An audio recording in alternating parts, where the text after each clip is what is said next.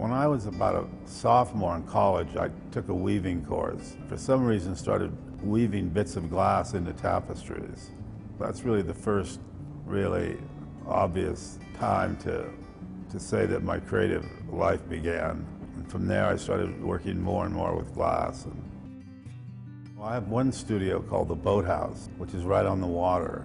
It's a very creative spot that I like to go to. Well, I've worked with neon now and then for a long time. We just found these burnt logs, and I thought the neon would go really beautifully with the burnt logs. Then we put a few spears into it. It's really just a sculpture that came about because of the burnt logs and the neon.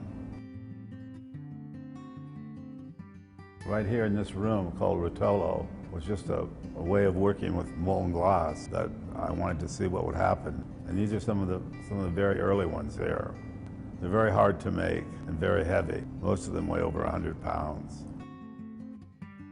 I would consider it a milestone, the Chihuly over Venice, where we went to 4 different countries and made chandeliers and then shipped them back to the States, where we cleaned them up and then sent them all to Venice. We put them up over the piazzas and canals of Venice. And it certainly was a milestone for me. It's hard for an artist to collaborate. It really is. I've done it a little bit, but I mean, in a way I collaborate all the time because I work with a big team. But I'm sort of in control of what's going on.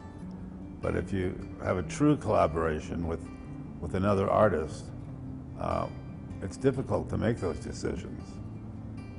You don't see a lot of artists collaborating, and I think there's a reason for that. Even when I'm making small objects, they usually go together to make a bigger piece. And those pieces go together to make a bigger show or a bigger room full of glass.